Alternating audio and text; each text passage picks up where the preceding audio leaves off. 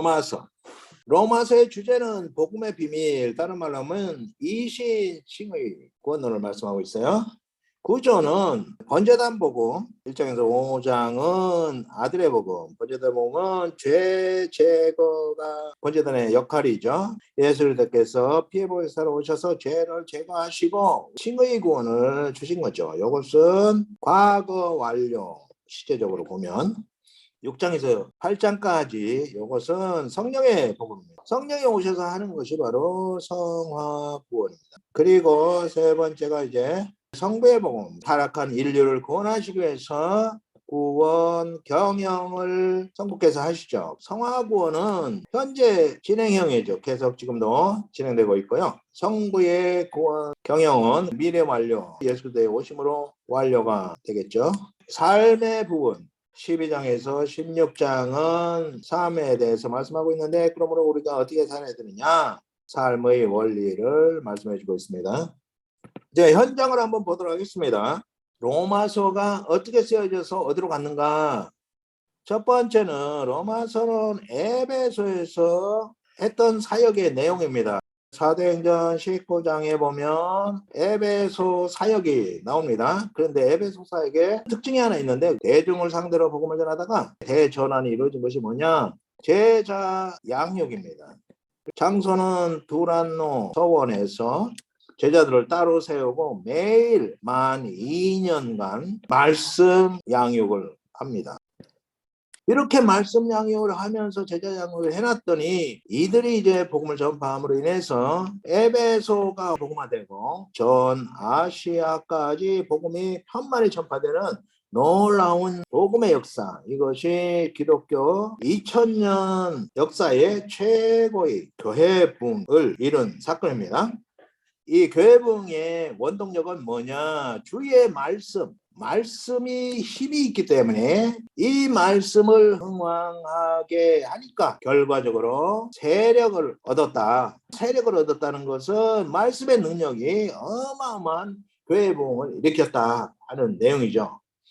이렇게 2년 동안 제자 양육을 하면서 교회 부흥의 역사를 이루었던 말씀, 그가 가르쳤던 내용, 그것을 에베소에서 데메드로 사건 때문에 쫓겨납니다. 그래서 드로아를 거쳐서 이렇게 이제 빌립보로 가게 되죠. 그리고 빌립보에서 이제 아테네를 거쳐서 고린도까지 가게 됩니다. 그런데 고린도에 가니까 겨울이 됐어요. 겨울에는 북풍이 불기 때문에 배가 갈 수가 없습니다. 그래서 이 3개월 가동하는 동안에 에베소를 완전히 뒤집어놨던 그 복음의 내용을 차분하게 이제 기록해서 로마서에 담은 거죠.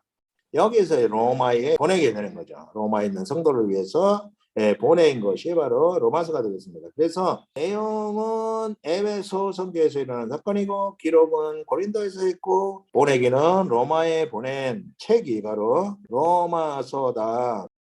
자, 이제 1코스 1장에서 5장 아들의 복음, 이것은 번제단 복음이에요.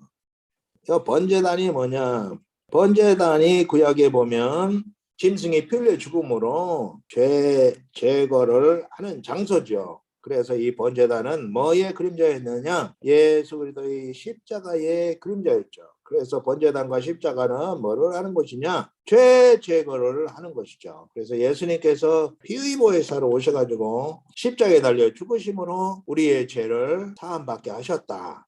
이것이 바로 칭의 구원이죠. 1장에 보면 복음이 무엇이냐 하는 것에 대해서 말씀해주고 있는데요. 복음은 뭔가? 1장 총론은 바울의 신앙 고백입니다. 그리고 플러스 신학이 이 안에 다 들어있어요. 이방 사도로서 죽기까지 충성하며 사역했던 바울이 그가 전했던 복음의 내용을 이 로마서에 담았는데, 이 내용은 바로 바울의 신앙 고백이며 바울의 신학이다. 그래서 총론에서 첫 번째는 뭐를 말하느냐, 복음은 하나님이 선지자들을 통하여 그의 아들에 관하여, 그의 아들이면 하나님의 아들이죠. 하나님의 아들에 관하여 성경에 미리 약속하신 것이라.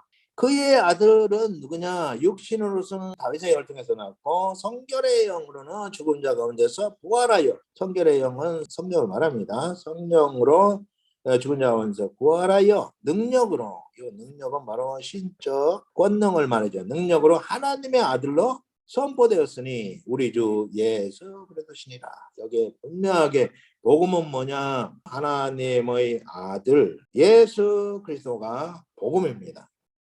이 복음은 구약 성경에서는 하나님의 아들에 관해서 선지자를 통해서 약속하셨는데, 신약에서는 약속의 성취로 오신 예수 그리스도가 바로 복음입니다.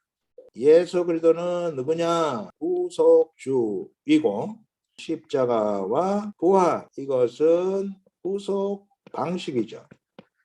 십자가는 죄 제거, 그리고 부활은 사망을 제거하심으로 우리를 합법적인 하나님의 자녀로 회복하셨다. 이것이 아주 중요한 내용이 되겠습니다. 두 번째 중요한 것이 이신칭의 1장 17절에서 말씀하고 있는데, 첫 번째는 복음에는 하나님의 의가 나타나서, 하나님의 의는 뭐냐면 이것은 다른 말로 하면 이신칭의입니다. 하나님의 의가 나타나서 믿음으로 믿음에 이르게 하나니, 믿음으로 믿음에는 오직 믿음으로의 강조법입니다.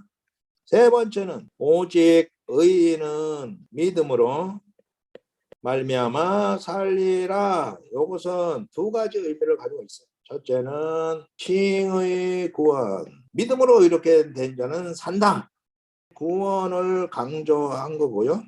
두 번째는 성화 구원, 이렇게 된 자는 믿음으로 살아야 된다 하는 삶을 강조한 두 가지 이중적 의미를 가지고 있습니다.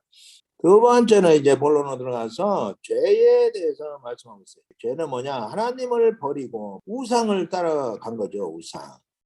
하나님을 버리고 우상을 따라감으로 인해서 하나님께서 내버려 두사라는 말을 3번을 거듭하고 있습니다.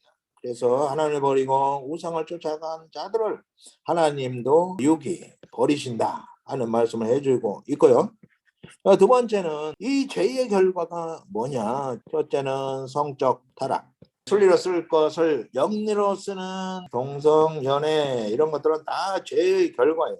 두 번째는 도덕적, 윤리적 타락, 죄의 결과인데, 그래서 살인, 강간, 도둑질, 사기, 시기, 질투, 이런 모든 것이 하나님을 버리고 우상을 쫓아감으로 인해서 하나님의 형상으로 창조된 우리가 짐승의 형상으로 바뀌어버린 것이죠.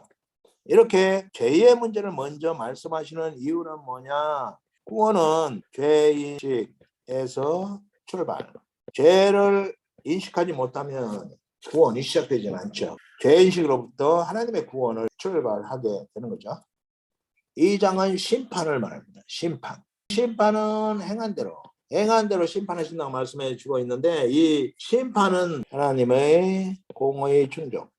우리가 두려워할 것이 바로 하나님의 심판입니다. 심판이 없다면 죄짓고 사는 것도 재미있을 거예요. 얼마나 즐거움이 많이 있어요. 그 안에 쾌락이 있죠. 그러나 심판이 있다는 것이 정말 무서운 거죠. 심판을 두 가지로 말해요. 말에 대한 심판이 있다는 거예요. 마태복음 12장 36절에 보면 내가 너희에게 이르노니 사람이 무슨 무익한 말을 하든지 심판날에 이에 대하여 신문을 받으리라고 말씀해주고 있어요. 그리고 민수기 14장 28절에 보면 너희 말이 내 귀에 들린 대로 시행하겠다라고 말씀을 하고 있어요. 그래서 입조심이 필요합니다. 입조심.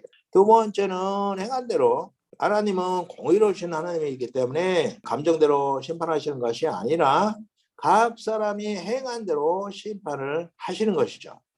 하나님은 뭐에 의해서 심판하시냐? 모든 사람들의 행위록이 있다는 게 행위록. 이 행위록에 따라서 심판을 하시게 되면 결국 지옥불에 떨어질 수밖에 없는 거죠. 그런데 예수 그리스도께서 심판을 우리 대신 받았기 때문에 우리는 행위록이 없는 거죠. 구원받은 자들의 명단에 적혀있는 생명록만 있는 것이죠. 악은 예수 그리스도를 믿지 않는 것이 악이고, 선은 예수 그리스도를 믿음이 선입니다. 3장에서는 구원을 말하고 있어요. 어떻게 우리는 구원을 받을 수 있는가? 이 구원이 바로 이신칭의, 이신칭의는 다른 말로 하면 하나님의 의로 구원을 받는다는 거예요. 그래서 구원에 대해서 두 가지가 있는데요. 첫째는 율법 종교, 이 세상의 모든 종교는 율법 종교입니다. 율법 종교는 자기 의로, 기독교의 복음은 뭐냐? 자기 의로는 도저히 구원받을 수 없다. 왜냐하면 전적 타락. 그래서 의인은 없나니 한 사람도 없다. 그렇기 때문에 하나님은 우리를 구원하시기 위해서 뭐를 했냐? 하나님의 의. 우리가 할 수 없는 것을 하나님이 대신하시고 대행하시고 그리고 그것을 믿음으로 구원받게 하셨다. 하나님의 의는 다른 말로 하면 속량입니다. 예수 그리스도를 통해서 우리의 죄값을 지불하시고 우리를 심판해서 구원하셨다. 해방시키셨다. 그래서 구원은 전적인 하나님의 사역이지 우리의 어떤 것도 여기에 가감함으로 인해서 구원이 좌지우지 되지 않는다는 것이에요. 의롭게 되는 것은 오직 하나님의 은혜로 값없이 의롭다 하심을 얻은 자 되었다고 로마서 3장 24절에 분명하게 말씀해 주고 있습니다. 우리의 죄를 제거하신 십자가는 뭐냐? 크게 두 가지가 여기에서 이루어졌는데 십자가는 심판 현장이에요. 그래서 하나님의 공의가 충족되었고 또 하나는 구원의 현장이에요. 이것은 하나님의 사랑의 속성이 충족된 장소가 바로 이 십자가입니다. 십자가에서 우리의 죄값을 지불하시고 우리를 구원하신 현장이죠. 결과적으로 뭐냐면 죄는 우리가 죄값은 하나님이 갚으심으로 우리를 구원하신 현장이 되는 거죠. 4장은 이것이 가능하냐? 이신칭의 증거를 대마라. 어떻게 믿음으로 구원받느냐? 여기에 대해서 아브라함의 증거를 말씀해 주고 있습니다. 창세기 15장 6절에 보면 하나님의 약속을 믿음으로 그것을 의로 여기셨다. 이신칭의를 말씀하고 있습니다. 그런데 23년 후에 의롭게 된 토로 할례 언약을 주시죠. 할례 언약. 창세기 17장에 나옵니다. 믿음으로 아브라함이 의롭게 되었다는 것이죠. 아브라함이 할례를 받았기 때문에 의롭게 된 것이 아니라 믿음으로 의롭게 된 증거로 23년 후에 할례를 주었다라고 말씀하고 있습니다. 두 번째는 율법과 은혜 언약에 대해서 말씀하고 있는데요. 율법은 언제 줬냐? 아브라함에게 주신 은혜 언약 후에 430년 후 율법을 줬단 말이에요. 모세에게. 그러면 이 율법이 은혜를 폐할 수 있느냐? 그럴 수 없다는 거죠. 율법을 우리에게 주신 이유는 첫째, 율법의 구속사적 기능이 있어요. 율법의 구속사적 기능은 첫째, 죄인식. 죄가 무엇인지를 모르기 때문에 율법의 거울로 자기의 죄를 들여다보게 한 것이죠. 두 번째는 죄로 결박. 죄에서 벗어나려고 하면 할수록 얼마나 추악한 죄인인 것을 깨닫게 되죠. 그래서 꼼짝 못하게 결박을 하게 되는 것이죠. 결국은 이제 절망 가운데서 절망의 탄식이 바로 오호라임이에요. 이 자리에서 이제 구원의 길이 없을까 하고 바라보는 것이 바로 복음이신 예수 그리스도 구속자를 바라보게 하는 것이 바로 율법의 기능이다. 5장에는 구원 선언을 하게 됩니다. 생명 안에서 왕노릇하게 되었다. 대표성 원리에 따라서 말씀을 합니다. 첫 아담은 불순종하고 반역을 했죠. 그 결과로 죄와 사망을 가져왔습니다. 첫 아담은 죄와 사망의 시조가 된 것이죠. 둘째 아담이신 예수 그리스도를 보내셔서 죽기까지 순종으로 의와 생명을 우리에게 주신 거예요. 첫 아담이 죄와 사망을 줬다면 둘째 아담은 우리에게 의와 생명을 주신 거죠. 십자가는 다른 말로 하면 교환 장소예요.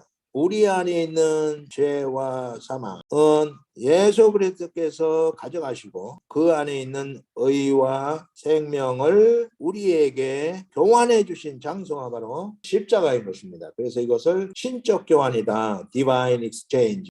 그래서 이 결과로 어떻게 됐냐? 아담 안에서 모든 사람이 죽은 것 같이 그리스도 안에서 모든 사람이 삶을 얻으리라. 고린도전서 15장 22절의 말씀으로 결론이 내려지게 되는 거죠. 대표성 원리에 의해서 둘째 아담 예수님께서 십자가에 죽기까지 순종하심으로 이루신 하나님의 의를 믿음으로 구원을 받게 되었다라는 것입니다. 성경에 보고 하나님께서는 두 보혜사를 보내셨는데 첫 보혜사는 예수 그리스도 피의 보혜사 십자가로 죄 제거를 하셨습니다. 두 번째는 성령을 보내셔서 이 성령은 기름 보혜사 성령을 보내셔서 뭐를 하셨는가? 성화를 이루신 거예요. 피의 보혜사는 칭의를 이루셨다면 성령 보혜사는 성화를 이루신 거죠. 칭의는 하나님과의 관계의 시작, 그리고 성화는 관계의 성소. 이 관계를 이루기 위해서 성령께서 오신 거죠. 자, 이것은 물두멍 복음이에요. 물두멍은 성화를 말합니다. 피복음으로 우리의 죄가 제거되었지만 우리는 아직도 죄 가운데 있기 때문에 성령의 인도하심 속에서 하나님의 백성으로 하나님의 아들의 모습으로 변화되어 가는 과정이 되는 거죠. 6장 아직도 여전히 죄 문제가 괴롭힙니다. 그래서 성화와 세례, 죄 이 문제를 어떻게 해결할 것인가? 그것이 바로 성령 세례. 성령 세례는 예수 그리스도와의 연합입니다. 성령 세례가 우리의 구원의 근거입니다. 하나님과 한 몸이 된 것이죠. 에베소서 2장에 보면 예수 그리스도와 함께 살리시고라고 표현했는데 예수와 함께 십자가에서 죽음이죠. 이거 옛사람이 죽었어요.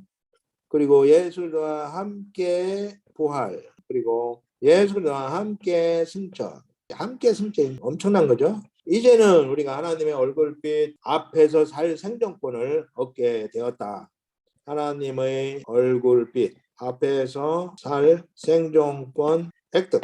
예수의 연합, 성령의 내주, 신인 연합. 이것은 뭐를 말하냐? 죄가 없다는 증거예요. 우리 안에 죄가 없기 때문에 하나님과 연합이 가능하고 성령께서 우리 안에 내주하실 수가 있었던 거죠. 그러므로 이제는 죄에 대해서 이미 죽었기 때문에 죽은 자로 여기라. 두 번째는 이제 어떻게 해야 되냐? 의의 병기로. 이것이 다른 말로 하면 물세례예요. 성령 세례는 하나님의 사역이고 하나님께서 우리를 자녀 삼아 주었다는 하나님의 약속입니다. 그런데 물세례는 뭐냐? 우리가 이제는 하나님의 뜻대로 살겠다는 하나님께 드리는 우리의 약속이 되는 거죠. 성령 세례는 단회적이에요. 한 번에 완성된 거죠. 물 세례는 계속적 일생의 과업이 되는 것입니다. 한 몸 되었다는 것을 인식할 수 있는 그림이 있는데요. 구약에서는 이제 이렇게 짐승, 제물, 속죄 제물로 이제 짐승을 이렇게 귀가 있고 뿔이 있으면 이 뿔과 뿔과 사이에 이제 안수를 하죠. 안수하면 뭐가 되냐? 제물과 나가 연합, 한 몸이 되는 거예요. 그래서 짐승을 심판해서 죽게 하지만 나와 연합되어 있기 때문에 내가 죽는 것이 되는 거죠. 이것이 예수 그리스도의 십자가 속죄 제사의 예표였어요. 그래서 우리는 예수와 함께 연합하여 십자가에 죽고 그가 부활하실 때 영원한 생명을 다시 얻고 그리고 승천하실 때 하나님의 얼굴빛 앞에서 살 생존권을 획득하게 되었다 하는 것입니다. 7장에서 또 문제가 있어요. 7장 성화와 율법. 그러면 이 율법은 어떻게 되는 거냐? 율법 앞에만 가면 도저히 구원받을 수가 없다라고 괴로워할 수밖에 없는데 그러면 율법은 뭐냐? 여기에 대해서 혼인법으로 설명을 해주고 있습니다. 옛 남편은 율법입니다. 새 남편, 이것은 복음이에요. 옛 남편 율법은 십자가로 사별했기 때문에 복음과 재혼한 관계가 된 것이야. 그래서 우리는 복음 안에서 새 남편과 알콩달콩 살면 된다 하는 혼인법으로 성화와 율법 관계를 설명해주고 있고요. 율법은 뭐냐? 그 율법의 구속사적 기능을 함께 인식하게 해주고 있습니다. 8장에서는 성화와 성령 죄와 사망의 법인 율법 아래 있다가 이제는 의와 생명의 법인 성령의 법의 통치를 받게 되었다. 성령의 법의 통치를 받게 되었기 때문에 결코 정죄함이 없다. 심판 종료, 심판이 끝났다는 것이죠. 두 번째는 성령의 내주, 성령으로 말미암아 어떻게 됐느냐? 부활이 보증받았고, 두 번째는 하나님의 양자가 되었기 때문에 하나님을 아빠 아버지라 부르게 되었다. 세 번째는 하나님의 상속자가 되었다. 이 상속자는 아들의 특권이죠. 그리고 하나님의 구원 경영은 어떻게 이루어지느냐? 이것은 첫째 예정은 택하심이죠. 하나님께서 미리 하신 자들을 택하시고 소명 택한 자들을 부르시고 속량 부르신 자들의 의롭다 하시고 영화 새로운 피조물로 영화롭게 하십니다 라고 이렇게 구원에 대해서 말씀해 주고 있습니다. 여러분 8 보고 하나님은 우리 앞에 있는 고난까지도 하나님께서 우리의 유익을 위해서 배열해 놓으신 것이기 때문에 결국에는 모든 것이 합력하여 선을 이루게 하셨다. 그의 아들의 목숨값으로 산 우리를 위해서 하나님은 우리의 유익을 위해서 선을 이루기 위해서 해놓은 것이다 라는 것이죠. 그래서 믿음 안에서는 고난까지도 하나님의 축복이 되는 것이죠. 그리고 마지막으로 이제 하나님께서 우리를 위하시면 누가 감히 우리를 건드리겠느냐? 하나님의 사랑에서 끊을 수 없다. 어떤 것도 우리를 하나님의 사랑에서 끊을 수 없다. 그리고 성령께서 말할 수 없는 단식으로 우리를 위해서 기도하고 계시다. 예수님께서 지상사역을 마치시고 천상에서 지금 우리의 변호사로, 우리의 대언자로, 우리의 중보자로 지금도 대제사장 사명을 감당하고 있습니다. 자, 이제 세 번째는 성부의 복음. 9장에서 11장은 하나님의 구원 경영에 대해서 말씀하고 있습니다. 하나님께서 창세전에 택하신 백성들을 토기장에 하나님께서 질그릇 중에서 얼마를 남기셔서 예수를 통해서 구원받게 하셨다. 그래서 9장에 보면 은혜의 구원을 우리의 구원은 어떻게 이루어졌는가? 첫째는 선택. 이스마엘은 버리시고 이삭을 선택하시고 에서는 미워하시고 야곱을 사랑하시고 하나님께서 긍휼히 여길 자와 사랑할 자를 택하셨다. 선택. 그러면 여기에 불공평하다는 생각을 하게 되는 거죠. 다 정해놨다면 우리가 할 것이 무엇이 있겠는가? 거기에 대해서 토기장이 비유로 말씀하십니다. 토기장이가 지능덩이 하나로 좋은 그릇도 나쁜 그릇도 만들 권한이 없느냐? 하나님의 주권을 선포합니다. 세 번째는 하나님의 은혜 구원이 남은 자 사상을 통해서 말씀해주고 있는데요. 모든 자가 다 죄를 범함으로 인해서 진노의 그릇, 이 그릇은 우리를 말하죠. 다 깨뜨려서 없애야 되는데 그 중에서 얼마를 남기셨는데 그것이 긍휼의 그릇. 얼마를 남기셔가지고 구원하셨다. 요 긍휼의 그릇이 바로 남은 자죠. 하나님께서 남겨두신 자 결국 뭐냐? 하나님이 은혜로 구원하신 것이다. 남은 자는 바로 예수 그리스도를 영접한 자. 여기서 이제 선택교리를 말하고 있잖아요. 선택교리. 이 선택교리만 말하면 문제가 생겨요. 그래서 10장에서는 이방 구원, 누구든지 차별 없이 믿음으로 구원받게 하셨다. 모든 자들을 다 구원받도록 하신 것이죠. 유대인은 뭐냐? 율법과 할례를 선민의 특권으로 알고 예수 그리스도를 대적한 거죠. 유대인들을 완악하게 해가지고 누구든지 주의 이름을 부르는 자는 구원을 받으리라. 이방 구원이 이루어지게 된 거죠. 이방인들은 예수 그리스도를 영접함으로 구원을 받게 된 거죠. 유대인은 자기 의로 구원받으려고 했죠. 그런데 전적 타락으로 자기로 구원받을 자는 한 사람도 없다는 것이죠. 그런데 이방인은 자기 의가 아니라 하나님의 의를 믿음으로 해서 이방인이 먼저 구원을 받게 된 거죠. 그리고 이방인이 충만한 구원의 수가 차면 이스라엘도 구원하신다고 말씀을 해주고 있습니다. 그리고 여기에서 이제 선교의 필요성을 또한 말씀해주고 있죠. 그런즉 그들이 믿지 아니하는 자는 어찌 부르리요? 듣지도 못한 자를 어찌 믿으리요? 전파하는 자가 없이 어찌 들으리요? 첫째는 보내심을 받아야 되고 보냄받은 자들이 복음을 전파해야 되고 들음으로 믿음이 발생하던 믿음으로 구원에 이르게 하는 선교의 사명이 누구든지 믿음으로 구원받게 하셨기 때문에 우리는 선교해야 된다. 누구든지 믿음으로 차별 없이가 강조가 되는 거죠. 10장에서 이 선택교리의 한 부분을 이제 보충해 주심으로써 하나님의 공의로운 구원을 설명을 해주고 있는 것입니다.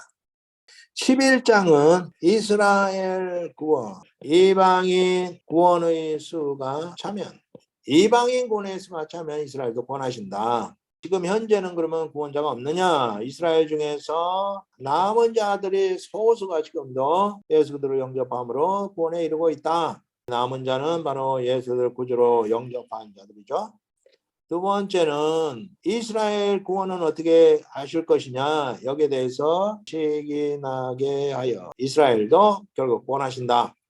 로마서 11장 25, 26절에 보면 이방인의 충만한 수가 들어오기까지 이까지가 뭐냐에 대한 해석이 좀 분분하기는 한데 일단은 이방인들을 먼저 충만한 수가 구원받게 하신 후에 그리하여 온 이스라엘이 구원을 얻으리라. 충만한 수가 차면 이스라엘도 구원하신다. 이스라엘을 우둔하게 또는 완악하게 한 것은 먼저 이방인들을 구원해서 그들의 충만한 수가 구원받도록 하시고 그리고 이스라엘을 시기나게 해서 이스라엘도 구원받게 하시는 하나님의 구원 경영이다. 이것을 이제 깨닫고 바울이 송축을 하는 내용이 깊도다 하나님의 지혜와 지식의 풍성하며 하나님의 구원 계획을 찬송을 합니다. 만물이 주에게서 나오고 주로 말미암고 주에게로 돌아감이라 그에게 영광이 세세히 있을지어다 하면서 교리편을 맺고 있습니다. 그 다음에 삶의 원리의 교리편은 전적인 하나님의 사역 무엇을 못해야 된다 그러면 그것은 이단이 되는 것입니다. 삶에 대해서는 우리의 몫이고 우리가 해야 될 사역입니다. 12장은 교회 생활입니다. 하나님께서 교회를 그리스도의 몸을 이 땅에 두신 이유는 지상교회에 큰 사명이 있기 때문이다. 그 사명 중에 첫째가 예배 사명이에요. 거룩한 산제물로 드리라. 산제물 예배. 이 산제물 예배는 뭐냐? 이것은 삶으로 드리는 예배입니다. 삶의 예배. 예배당에 이루어지는 것이 아니라 우리의 삶 가운데서 하나님의 복음이 삶으로 증거가 되어야 되는 것이죠. 그래서 기독교는 이꼴 삶이다. 삶으로 우리의 믿음이 증거되지 않으면 그 믿음에 좀 문제가 있는 것이 되겠습니다. 두 번째는 봉사입니다. 봉사는 어떻게 해야 되냐? 하나님께서 우리에게 주신 은사대로 해야 되는데 이 은사는 뭐냐? 봉사하도록 주신 특별 선물입니다. 재능은 타고난 것이지만 은사는 봉사하도록 우리에게 은혜로 주신 것이죠. 믿음의 분량대로 받은 은사대로 봉사를 해야 무리가 생기지 않습니다. 사랑의 율법을 완성하는 것이죠. 사랑을 실천할 때는 어떻게 할 것이냐? 함께 울고 웃고 함께 하는 것이죠. 두 번째는 원수까지도 사랑. 원수까지 사랑하라. 원수 갚는 것이 선으로 악을 이기는 방법입니다. 그리고 13장에서는 사회생활을 말하고 있어요. 사회생활에서는 첫째, 권세의 복종. 이 권세는 다 하나님으로부터 온 것이기 때문에 세상 나라도 하나님께서 다스리시기 때문에 그러므로 권세를 거역하는 것은 바로 하나님을 거역하는 것이 된다는 것이죠. 그리고 세금은 백성의 의무죠. 그래서 세금도 잘 내라. 세 번째는 빛의 갑옷을 입으라. 이 빛의 갑옷은 뭐냐? 예수 그리스도로 무장하는 것입니다. 에베소서에 보면 6장 마지막에 머리에 구원의 투구를 쓰고 한 손에 믿음의 방패, 또 한 손에는 성령의 검, 가슴에는 의의 흉배, 허리에는 진리의 띠, 신발은 복음의 신발로 이렇게 무장하라고 말씀해 주고 있습니다. 우리는 사탄과의 전쟁을 하고 있기 때문에 빛의 갑옷, 하나님의 전신갑주 같은 말인데 예수들로 무장하라고 이렇게 말씀해 주고 있습니다. 14장에서는 성도 간의 생활, 성도 간에는 어떻게 생활해야 되느냐? 첫째가 비판 금지입니다. 음식 문제, 날의 문제, 주의 날은 특별한 날이냐, 날의 문제, 이 두 가지 문제가 심각하게 논쟁거리가 됐는데 여기에 대한 바울의 대답은 첫째는 디아포라. 이것은 성경에서 확정을 해주고 있는 거예요. 성경에서 이렇게 하라 저렇게 하라라고 말씀해 주고 있는 부분이기 때문에 성경 말씀대로 하면 되겠죠. 그런데 아디아포라. 이것은 성경에서 언급을 안 해주고 있는 거예요. 아디아포라 문제는 어떻게 해야 되느냐? 신앙 양심에 따라서 개인이 확정할 문제지 너희가 왈가불고 할 문제가 아니라는 거죠. 음식 문제는 술, 담배, 그 날의 문제는 주일 성수 문제 이런 것도 함께 생각해 볼 수가 있겠죠. 날에 대한 문제는 예수님께서 모든 날을 거룩하게 했기 때문에 주일날만 거룩한 날이 아니죠. 두 번째는 14장 8절에 주인 바꾸기. 우리는 주님의 것이 되었습니다. 이제는 땅에 속한 자로 사는 것이 아니라 하늘에 속한 자가 되었습니다. 그래서 하늘에 속한 자로 살면 하늘의 보화를 얻게 되는 것입니다. 15장에는 복음의 제사장 사명에 대해서 말씀해 주고 있는데 삶의 부분의 결론으로 이웃을 기쁘게 하라고 말씀해 주고 있어요. 이웃을 기쁘게 하는 것은 뭐냐? 이익을 이웃에게 돌려주는 거예요. 그러면 기뻐하거든요. 인간관계는 뭐냐? 이해관계예요. 그래서 이익이 되면 가까워지고 해가 되면 이제 멀어지는 거죠. 인간관계를 잘 이루려면 이익의 균형을 잘 이루어야 돼요. 나만 이익을 받으면 상대방이 나로부터 멀어지죠. 두 번째는 이제 복음의 제사장 사명에 대해서 말씀해 주고 있는데 이 복음의 제사장 사명은 뭐냐? 이방인을 제물로 드리는 것이 이 복음의 제사장 사명의 목표입니다. 16장에서는 입맞춤 교제. 첫째 27명의 명단이 나오고 그리고 8명의 명단이 추가돼 가지고 35명의 이름으로 문안을 합니다. 그리고 사탄을 굴복시켜서 예수 그리스도의 발등상이 되게 하는 것이 모든 사역의 목표죠. 우리가 사탄을 예수 그리스도의 발등상으로 만들 때까지 열심히 일하자라고 서로 격려를 하고 축도로 마치게 됩니다.